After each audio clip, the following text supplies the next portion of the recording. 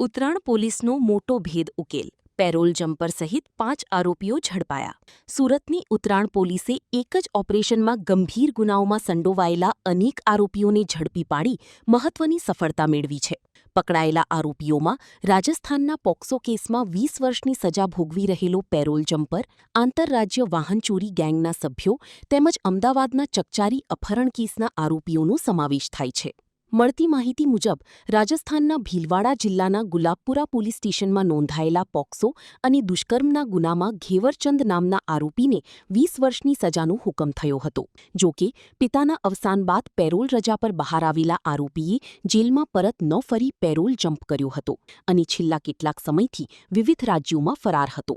તપાસ દરમિયાન જાણવા મળ્યું હતું કે આરોપીનો ભોગ બનનાર મહિલા સાથે ફરી સંપર્ક થયો હતો. ત્યારબાદ આરોપીએ પોતાના સાગરીતો રાજુ બિશ્નોઈ, રાજેશ ઉર્ફે મોનુ, સુમન ઉર્ફે નેહા અને ફિરોઝ ઉર્ફે ફારૂક સાથે મળી અમદાવાદ રિંગરોડ વિસ્તારમાંથી મહિલાનું અપહરણ કર્યું હતું.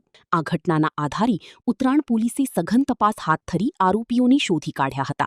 પોલીસે અપહરણનો ભોગ બનેલી મહિલાને સુરક્ષિત રીતે છોડાવી તમામ આરોપીઓને ઝડપી પાડ્યા છે. પ્રાથમિક તપાસમાં પકડાયેલા કેટલાક આરોપીઓ હરિયાણા, રાજસ્થાન અને મહારાષ્ટ્ર સહિતના રાજ્યોમાં ફોર-વ્હીલ વાહન ચોરીના ગુનાઓમાં પણ સંડોવાયેલા હોવાનું સામે આવ્યું છે. હાલ પોલીસે તમામ આરોપીઓની પૂછપરછ શરૂ કરી છે અને અન્ય ગુનાઓમાં તેમની સંડોવણી અંગે વધુ તપાસ હાથ ધરવામાં આવી છે. રિપોર્ટ હરીશ, સુરત.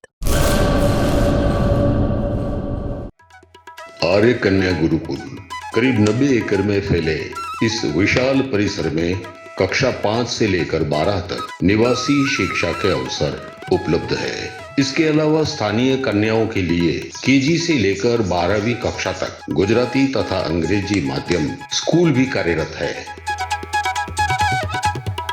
हर प्रकार के खेलों में भी यहाँ की बालिकाएं निपुण हो, इसका ध्यान रखा जाता है.